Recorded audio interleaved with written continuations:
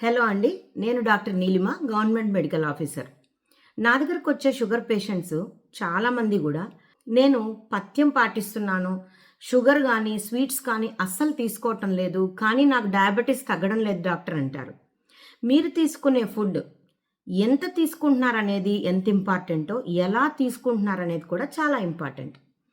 మనం balanced diet తీసుకోవాలి. అంటే కార్బోహైడ్రేట్స్, ఫ్యాట్స్, ప్రోటీన్స్ బ్యాలెన్స్డ్గా తీసుకోవాలి.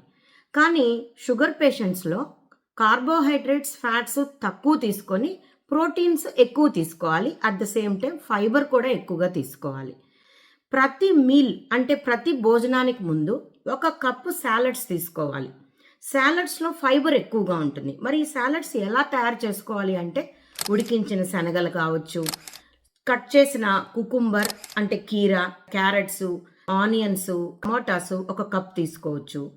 లీఫీ వెజిటబుల్స్ అంటే ఆకుకూరలు ఒక కప్ తీసుకోవచ్చు. ఉడికించిన కూరగాయలు తీసుకోవచ్చు. అంటే భోజనానికి ముందు ఒక కప్పు సాలడ్ తీసుకుంటే ఫైబర్ రిచ్గా ఉంటుంది.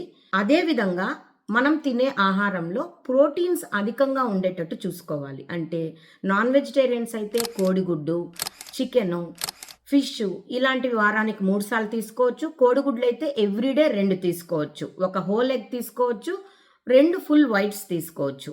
అలాగే వెజిటేరియన్స్ అయితే పన్నీర్, మష్రూమ్స్, రకాల కూరగాయలు ఉంటాయి కదా, అవన్నీ కలిపి తీసుకోవచ్చు. మనం తినే ఆహారంలో 200 గ్రాముల ఉడికించిన అన్నం తింటే 400 గ్రాముల కూరగాయలు తినాలి. అలాగే ఎవ్రీడే ప్రోటీన్స్ అంటే కోడిగుడ్డో, చికెనో, పన్నీరో, ఫిషో, మష్రూమ్సో, సోయా చంక్సో ఇలాగా ఉండేటట్టు చూసుకోవాలి.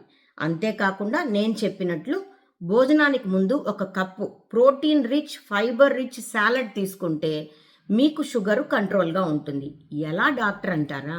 మన కడుపులో ఫుడ్ వెళ్ళినప్పుడు ఈ సాలడ్స్ ఏం చేస్తాయంటే స్లోగా డైజెషన్ చేసి షుగర్ వెంటనే బ్లడ్లో కలిసిపోకుండా మేనేజ్ చేస్తుంది. ఇది డీటెయిల్డ్గా మీకు తెలియాలి అంటే నా ఛానల్ నారమల్లి నీలిమలో లెంతీ వీడియోని పోస్ట్ చేసినప్పుడు తప్పకుండా చూడండి.